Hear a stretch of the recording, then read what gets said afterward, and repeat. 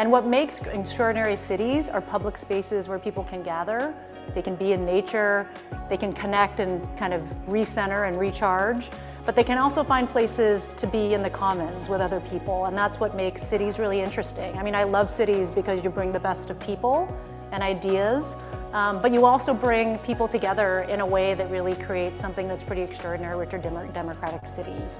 I think Waterfront Park is really going to do that. So we know that there are going to be millions of people coming. We have lots of tourists who love this city, but this is going to be a destination for people regionally and nationally and internationally. How y'all doing? But we want locals to come back and rediscover downtown and rediscover Waterfront Park. I think this is a real opportunity for people to see themselves in this place, to make it their own, to actually build a new rhythm of coming down here maybe once or twice a week, and not just maybe when you have people in town that are visiting to come and see the waterfront. So we're excited about what this means about transforming our downtown and transforming our city. Sure, I'm Joy Shigaki. I'm president and CEO of Friends of Waterfront Park. We are a nonprofit that were established in 2012 as the beginning of this park was coming to take shape. And we're the nonprofit who's going to be managing this extraordinary new urban park that will be opening in the spring of 2025. Our role is to resource the park, so we're hoping to raise $170 million for the campaign for Waterfront Park. We've been programming it alongside community to come in and begin enjoying this place, and we're stewarding and going to be caring for it in perpetuity for generations to come. So this is an extraordinary project. For those of you who grew up in Seattle, I'm a Seattleite. We remember the viaduct that once disconnected the waterfront from downtown and from the neighborhoods and from the Salish Sea. After the 2001 Nisqually earthquake, there was a vision about recreating this space and reimagining it into a downtown urban park. And so what it took after many years, 15 years in the making, was the vision of a new extraordinary waterfront park, which will be a world-class park for people who are locals to come back down and rediscover it. But of the 15 million people who are anticipated to come annually to really enjoy the beauty of this place, to be in community and really recognize how extraordinary this city is, and an invitation into seeing what we do in this city that's really audacious and amazing. And this park will be a representation Each piece is kind of its own So I think what make extraordinary cities are a number of things, but one of those things are parks and public spaces. You think a lot about the most extraordinary cities, New York, San Francisco, and Seattle. We actually have a lot of beautiful parks in Seattle. I grew up at Discovery Park, Seward Park, and Lincoln Park. So we're a city of extraordinary neighborhood parks, but we haven't had a downtown park. And what makes extraordinary cities are public spaces where people can gather, they can be in nature, they can connect and kind of recenter and recharge, but they can also find places to be in the commons with other people, and that's what makes cities really interesting. I mean, I love cities because you bring the best of people and ideas, but you also bring people together in a way that really creates something that's pretty extraordinary, which are democratic cities. I think Waterfront Park is really going to do that. So we know that there are going to be millions of people coming. We have lots of tourists who love this city. But this is going to be a destination for people regionally and nationally and internationally. But we want locals to come back and rediscover downtown and rediscover Waterfront Park. I think this is a real opportunity for people to see themselves in this place, to make it their own, to actually build a new rhythm of coming down here maybe once or twice a week, and not just maybe when you have people in town that are visiting to come and see the waterfront. So we're excited about what this means about transforming our downtown and transforming our city. Sure, I'm Joy Shigaki. I'm president and CEO of Friends of Waterfront Park. We are a nonprofit that were established in 2012 as the beginning of this park was coming to take shape. And we're the nonprofit who's going to be managing this extraordinary new urban park that will be opening in the spring of 2025. Our role is to resource the park, so we're hoping to raise $170 million for the campaign for Waterfront Park. We've been programming it alongside community to come in and begin enjoying this place, and we're stewarding and going to be caring for it. Thank you for showing up. In perpetuity for generations to come. Please watch this video real quick. If you got so this is an extraordinary project. For those of you who grew up in Seattle, I'm a Seattleite. We remember the viaduct that once disconnected the waterfront from downtown and from the neighborhoods and from the Salish Sea. After the 2001 Nisqually earthquake, there was a vision about recreating the space and reimagining it into a downtown urban park. And so what it took after many years, 15 years in the making, was the vision of a new extraordinary more waterfront about park, dynamic which will be a range on your world-class park cameras. for people who are locals to come back you down can and make this rediscover it. achieved But of the with 15 million people who are Sony anticipated to come 7.4s annually to really enjoy the beauty of this place, and to be in FX30s. community and really recognize how extraordinary So let me this mute city her real is, quick. We're gonna and talk an about how we invitation into achieved seeing what we this do in this city particular that's really look. audacious and amazing. Hi, everybody. William here with A.P.C Photography and WDCD Media. Thank you for showing up. I see there's 5 of you online right now. Let's talk about how to make someone pop in front of a window. If you are in the Pacific Northwest, or if you're just in any place that has a really good exterior look through the window, it is a great way to give separation, lines of where somebody is, which is beautiful. So you can line her up, get this person in the right shot, in the right way, and have them looking spectacular. You can do this with a single light or a dual light setup. In this case, we use a single light, and then we can use 1 or 2 cameras. In this case here, we use 2 cameras, so we have 2 angles. So I wanted a 3/4 shot, and I wanted a full shot. As you can see, both shots look about exactly the same color-wise.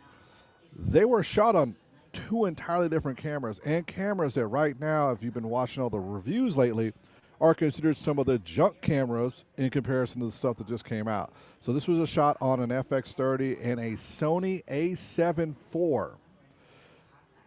Do we see a dynamic range issue here? Absolutely not. This is called utilizing dynamic range with assisting in lighting. So I'm going to kind of walk you through the process, and I'll bring this up a couple different times on how you would do this. At first, you definitely want to get your camera set at 180-degree angles, because you can see she doesn't have any like that digital look to her. It has a good cinematic, beautiful, nice hand movement look to it, and that's really important. So to do that, you need to be about 180 degrees on your cameras. Now, if you have the FX30 or any camera with camera angle, just set it at 180 degrees. You'll be good there. Now, if you have a Canon, Sony, Panasonic, or any other camera that does not have shutter angle, with the Canons, the Panasonics, set it at double the frame rate. Now, you can't always get exactly double the frame rate with those, so you get as close as you can to 180 degrees. Now, with Sony, you can get to a true 180 degrees. You will do that by going ahead and setting up there is a variable shutter option, and then you would scroll until you get to like 59.9 or 59.4. That ensures you get the right shutter angle, so when you're doing your editing later, it looks really good. Second piece you need to do, instead of exposing for the subject that's in the scene, this is a key piece right here. The idea is you're actually exposing for this area here. So all of this, the window, all the rest in the background, this is what you're exposing your cameras for. The actual talent is not important in this situation. So basically the idea is to go from the furthest light to the closest light. For those who are staying with me, I'm teaching you some game that you're just not going to get anyplace else, because most of the videographers don't want to give up this game or don't know this game. So the first thing I was looking to expose for is what's outside the window.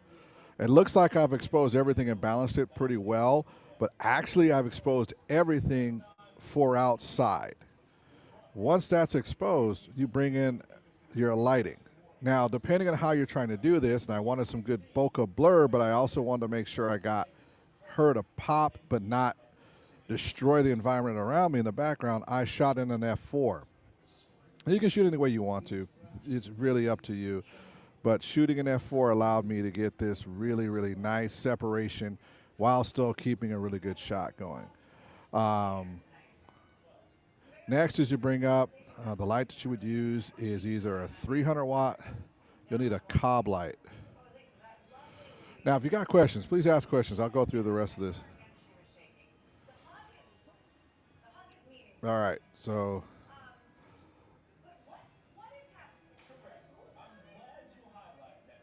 next will be a 300 watt cob light to a 600 watt light. After you've exposed for the furthest light, then you want to worry about filling in the light for the close subject matter. In this case here, our talent. And when you put that exposure on there, then it just looks great.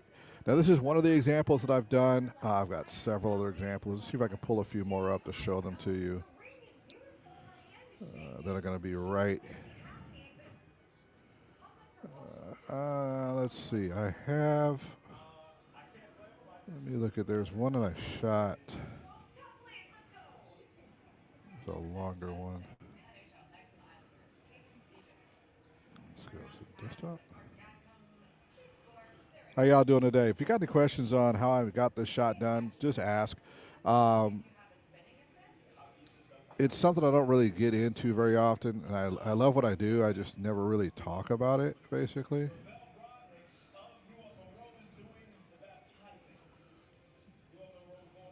I'll give you another example here.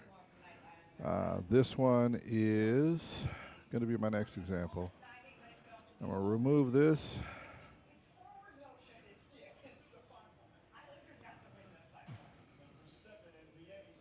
So this wasn't like a fluke or one-off. This is, let me add another one in here for you. So here's another one from another series of interviews I did. Once again, windows aren't blown out. We can see where we're at. We're using the windows as part of the scene. This is kind of important. You always want to expose for what's exterior, in this case here, and then you want to do an interior shot. As you can see, I did a Rembrandt shot, a little more shadow towards me, light away. This is a good way to emphasize somebody and get them in the shot. If you got any questions, ask. So far, no questions. Now, I will be starting in January, being more consistent when I'm streaming. It's just right now, I'm streaming, 10, 11 o'clock at night. There's not going to be that many people on, not in the U.S.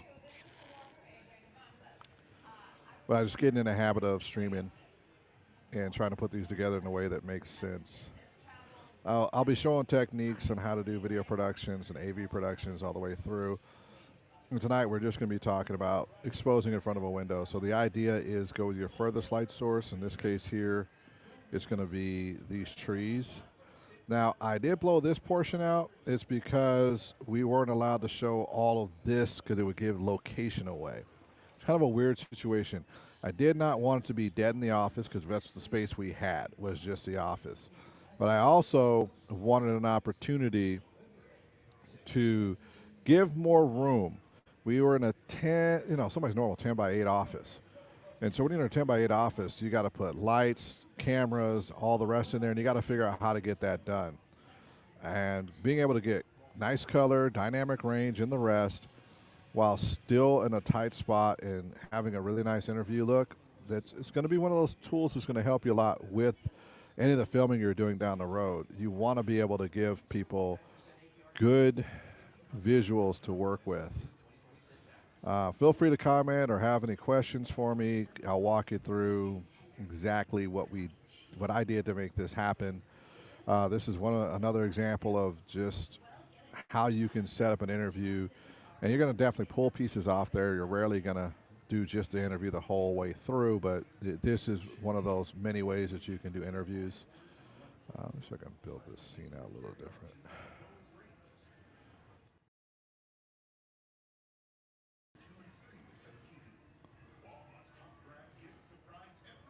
So, if y'all have any questions about this, please feel free to ask me. I will be checking comments. If you like the way the interview looks, just let me know. Do not have sound on this one for a reason, but I'll put sound back on the previous one I had up. So let me remove this one from the scene. Yes, and I'm going to add. Remove. I'm going to add back in the previous one I had in there. And I'll put some audio with that one there so you can hear what it sounds like when we're doing interviews. who's going to be managing this extraordinary new urban park that will be There you go. opening in the spring So y'all can of listen to what it 2025. sounds like. I'm Our role is to gonna resource the pull up park, so another we're hoping to couple videos raise just so you can $170 kinda million see what they look for the like. campaign for And Waterfront these are just Park. a couple different We've been examples programming of how it to shoot alongside in front of a community to window. come in and begin This is a enjoying this two-camera place. setup, And so we're we stewarding and had going to be a caring wide for and a it tight. in perpetuity for generations to come. This was a So this is an extraordinary project. For those of you who grew up in Seattle, I'm a Seattleite. We remember the viaduct that once disconnected the waterfront from downtown, from the neighborhoods, and from the Salish Sea. After the 2001 Nisqually earthquake, there was a vision about recreating this space and reimagining it into a downtown urban park. And so what it took after many years, 15 years in the making, was the vision of a new extraordinary waterfront park, which will be a world-class park for people who are locals to come back down and rediscover it. But of the 15 million people who are anticipated to come annually to really enjoy the beauty of this place, to be in community and really recognize how extraordinary this city is, and an invitation into seeing what we do in this city that's really audacious and amazing. And this park will be a representation of that. Thank you for asking. So I think what make extraordinary cities are a number of things, but one of those things are parks and public spaces. You think a lot about the most extraordinary cities, New York, San Francisco, and Seattle. We actually have a lot of beautiful parks in Seattle. I grew up at Discovery Park, Seward Park, and Lincoln Park. So we're a city of extraordinary neighborhood parks, but we haven't had a downtown park. And what makes extraordinary cities are public spaces where people can gather, they can be in nature, they can connect and kind of recenter and recharge, but they can also find places to be in the commons with other people, and that's what makes cities really interesting. I mean, I love cities because you bring the best of people and ideas, but you also bring people together in a way that really creates something that's pretty extraordinary, which are democratic cities. I think Waterfront Park is really going to do that. So we know that there are going to be millions of people coming. We have lots of tourists who love this city, but this is going to be a destination for people regionally and nationally and internationally. But we want locals to come back and rediscover downtown and rediscover Waterfront Park. I think this is a real opportunity for people to see themselves.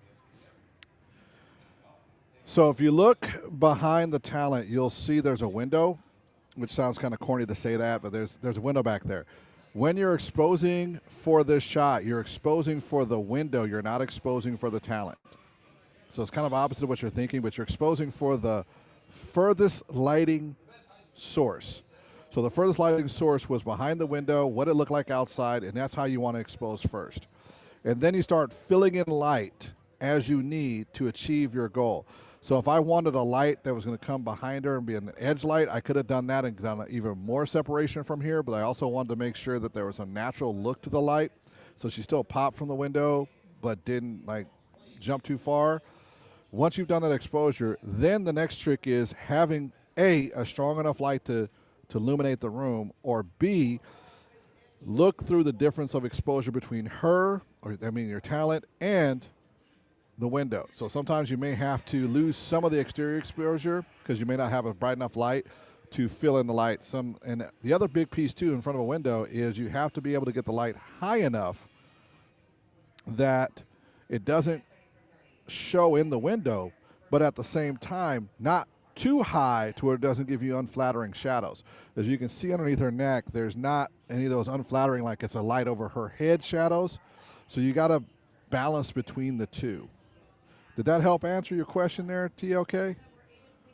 About exposing for the furthest and then dealing with the light up front? So I'll type in the rules.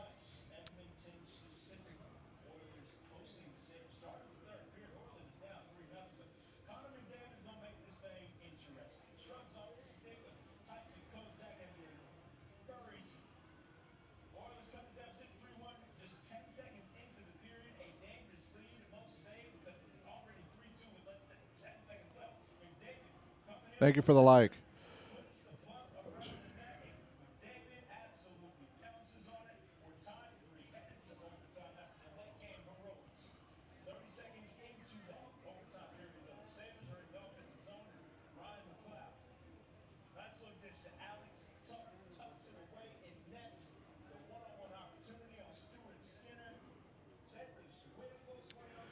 All right, so I hope that answered the question there. TLK, thank you for asking. This is a really good question.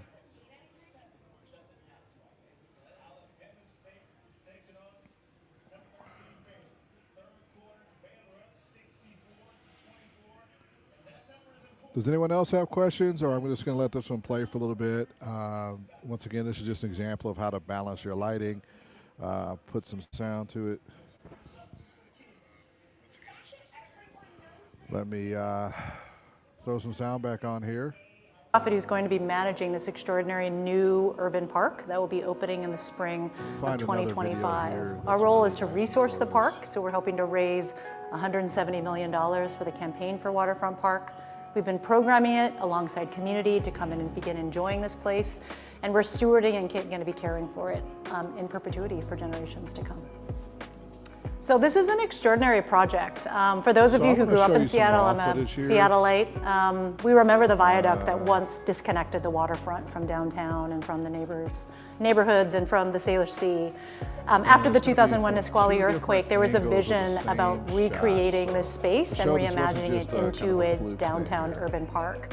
And so what it took after many years, 15 years in the making, was the vision of a new extraordinary waterfront park, which will be a world-class park for people who are locals to come back down and rediscover it. But of the 15 million people who are anticipated to come annually to really enjoy the beauty of this place, to be in community and really recognize how extraordinary this city is. Because I'm about to show you another shot if you're still on the stream. Seeing what we do in this city that's really audacious and amazing. And this I'm balancing between producing the show and so I think what makes extraordinary cities are a number of things, but one of those things are parks and public spaces. You think a lot about the most extraordinary cities, New York, San Francisco, and Seattle. We actually have a lot of beautiful parks in Seattle. Right, I grew up at Discovery Park, Seward Park, and Lincoln Park. So we're a...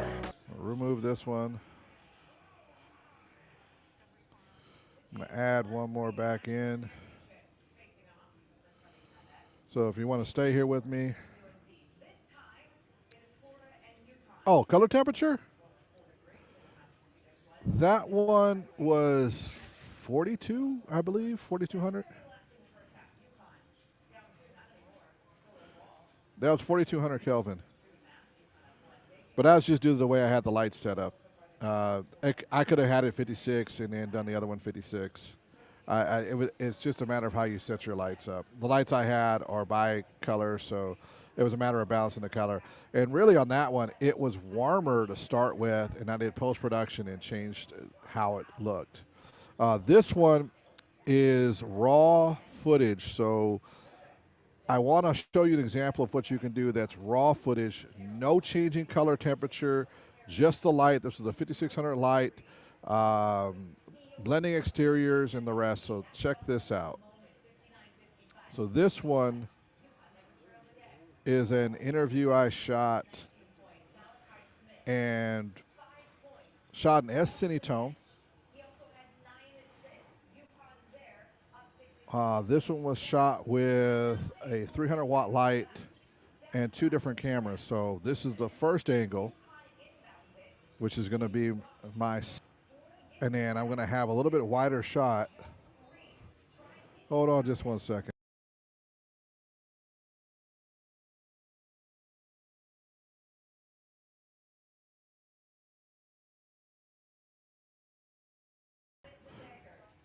Yeah. All right. I got about 10 minutes left on the stream, so I'm going to show you something here on this shot here, TLK. Let's kind of go through this, and I really do appreciate you being here on the stream. So here is the additional shot that goes with this. So that's one side, Cinetone, 5600, and then the other shot is going to be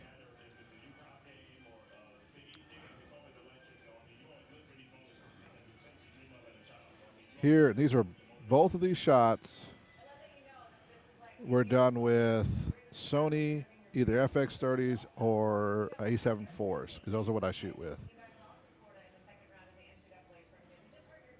All right, so let me add in. Here is the main cam. Now, as you can see, their colors are almost identical. They give you the ability to see the exterior and give a room that doesn't have depth, a ton of depth. And once again, I expose for the exterior first and then balanced for the room with lighting that was added to it. So being able to fill the room And this was, if you look at his eyes right there, he's got just a single light. It's a 300-watt light that was in that room. And it filled in everything, and it gave us a nice balance between the exterior to give us some depth and the interior. Now, one of the couple other things I did, too, is I just let it look like he was just in his regular office. You know, this is how it's going to be. He's got his keys. He's got his water. He's got his phone. He's working. We've also got, you know, the lamp, and then we've also got the exterior. And this exterior is real. You can see the flies out there. This is big screen, you can see the flies out there. But yeah, that's basically showing you how you can expose using lighting to get the right exposure. And always expose for the furthest subject matter, and then that you want in the shot, and then start filling in light sources to achieve what you're trying to do. And that gets harder when you're in like a movie scene or anything else. Or if you're in a tight office, you may not always be able to get in what you want. Now, a lot of people will use VND filters on windows to try to get the same look. But, you know, this is one of those where you just put a little bit of work in it and you're going to get a really good shot. It's going to look beautiful. It's going to be the way you need it to be.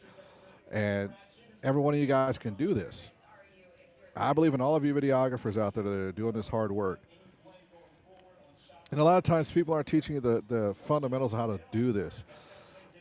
There's a few more steps to it. There's a couple things having to do with the VND. There's a couple of steps on how to do things inside your camera to make it possible. But the main portion of this is you can have a very consistent looking shots. So if I were to say, let's remove this, I'm going to add in the previous shots just so those who just jumped in can see the consistency in these shots for lighting. This isn't edited. This is raw footage. So this is actually the footage that came out of the camera. This was a Sony FX30 S Cinetone. So if you can't shoot that with the cameras you got, they're just awesome. You can pull this off with just about every camera that's out there. I could have done this with a Canon. I could have done this with a Nikon. These are just fundamentals for lighting that will really improve your interviews, or actually improve your TikToks too, improve your other media. But this is how you would light a scene. Or let's remove this one. And for those who came in, thank you for watching. I appreciate you. Anyone who's given the likes, thank you for the likes. I appreciate it. We're going to add in another one. And the reason we're going to add another one is I just want to show you there's some super consistency. So these are like 3 different shots that I've done. And this one has 2 different camera angles in it, so the consistency is there. This was also shot in S Cinetone, was not shot in log. No, I don't believe this one was shot in log. No, take that back. This one was shot in S log 3. But still, being able to get the same consistent color. And this is between 2 different cameras. So you can pull this off any place. It's a matter of having good lighting. You don't have to have a 1.2 lens. Actually, the 1.2s and 1.8s are actually a detriment to you because you'll get so much light in the room from them that you will have to get a VND and then have to get, a stronger light. Having an f4 shot like this was done with an f4, you're going to get a more controlled shot. And as you can look at the background, these are cars going through. This is the rest going through. It's just giving you a really great look. Does anyone have any questions? TOK is pretty much been the only one that's asked questions, and that's cool. I appreciate those who ask questions. I'm here to answer them. I may not be the best at this yet because I'm getting used to going on, me being in front of the camera. I'm usually behind the camera or producing. So I'm enjoying this new experience, but it's not my normal experience. So feel free to ask questions. I'm also using a third-party app, so sometimes there's like a 7 to 20-second delay before those questions pop up. So feel free to ask anything you'd like. Let's see. Do I have another one I can throw in here that'd be kind of a cool one to show off? It's Adonis. Oh, here's a fun one.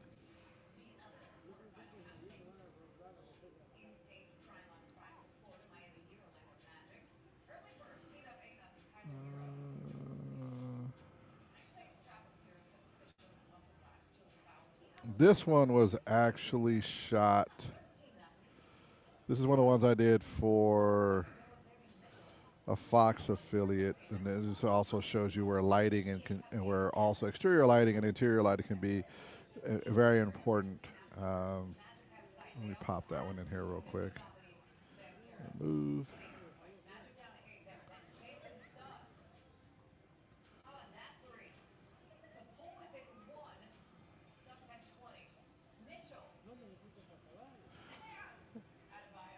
All right, so here's one right here that I shot last year that ended up going on back to Besa.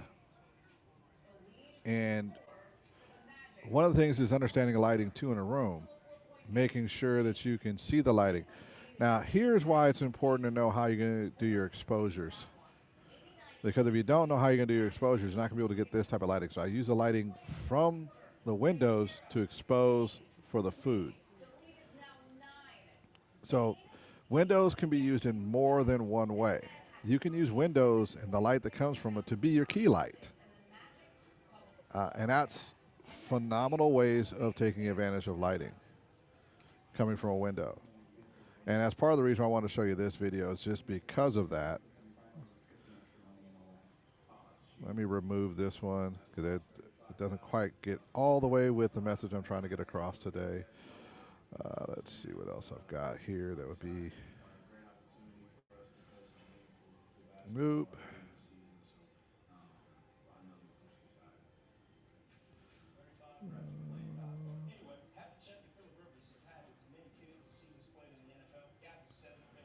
All right, I want to show you this one. Nope, I'm not going to show you this one because this is one that is for another client. I'm going to stick with the gentleman's video.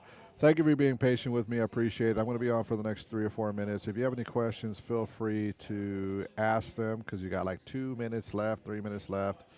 I'm just going to add in one more example just so you can see it. And then we're going to call it good for the day.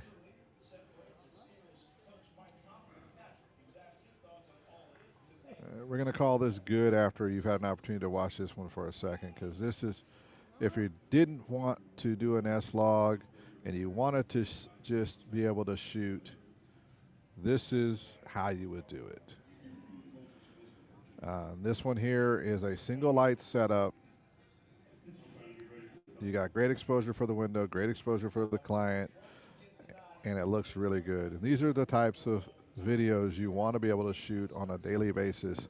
And this is just using a single light, 1 or 2 cameras. In this case, there was 2 cameras, nice lavaliers, and you don't have to put the shotgun mics, you don't have to put everything else up there, and you're going to have just a great, great video. For those who have watched tonight, I absolutely appreciate and love the fact that you've come on to the live stream with me.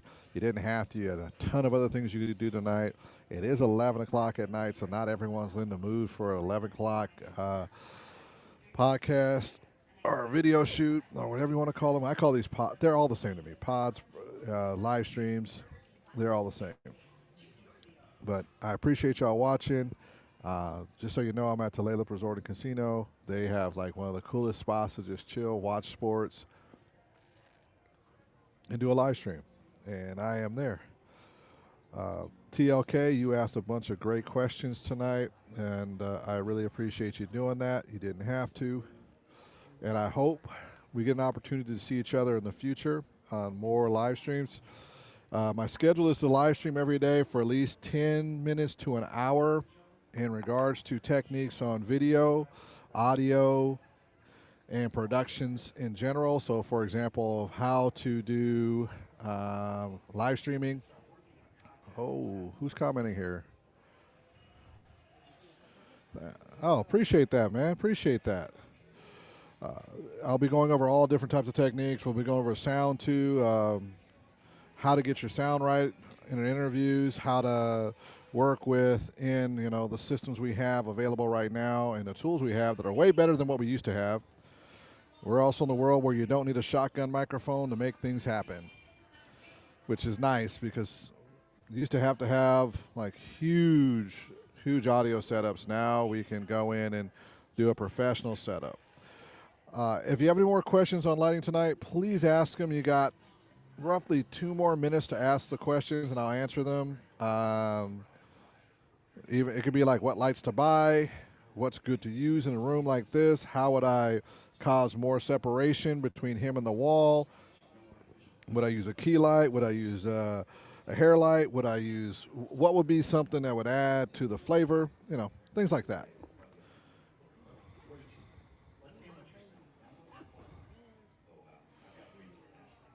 Seems to be a couple of y'all left online. Looks like I got one over here on the productions channel and then one on the video and audio channel. You catch me at the end of it. Feel free to watch through. I really do appreciate everybody who's jumped in onto the live stream. By the way, TLK asked some really cool questions today on how to set up your lighting.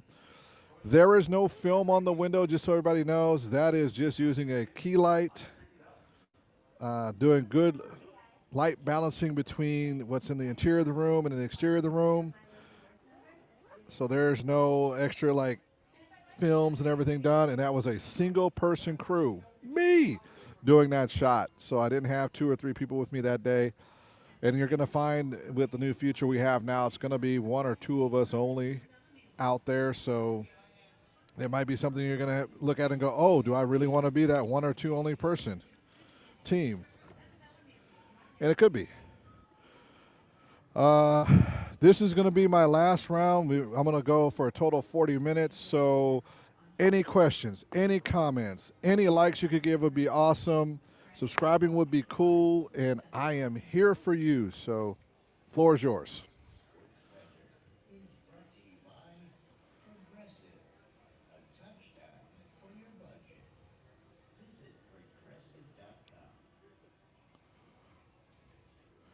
So if you got any questions, please ask them. If you're going to throw some likes in there, please do.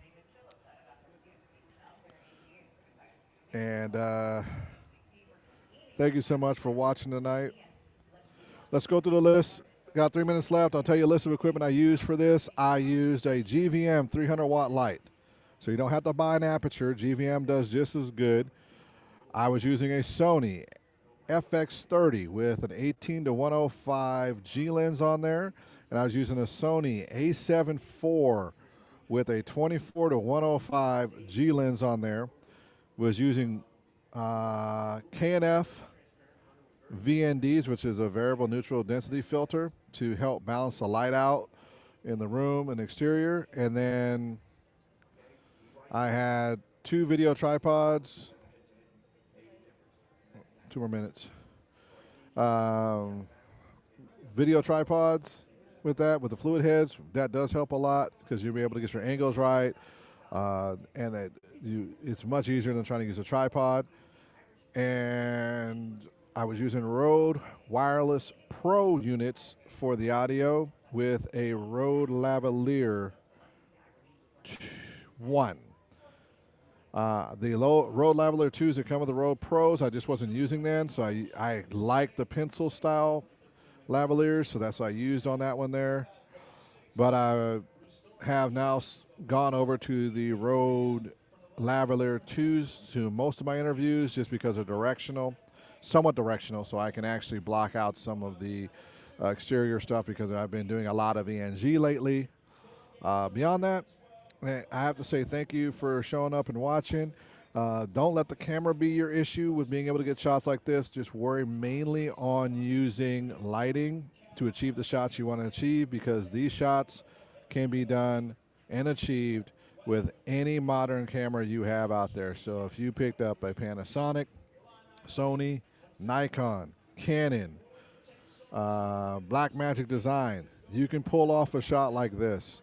It's mainly lighting, because all of the sensors are pretty good. Yes, Sony does have some of the best sensors out there, so they're going to look a little bit easier to get the shot done. But you're going to achieve this with just about all the other cameras out there. Just know Canon will be a warmer shot, so you will have to, if you don't like that warm look, you will have to cut back a little bit on the Kelvin. Beyond that, thank you for watching. We are 20 seconds away from saying good night. So Good night, all. Thank you for watching.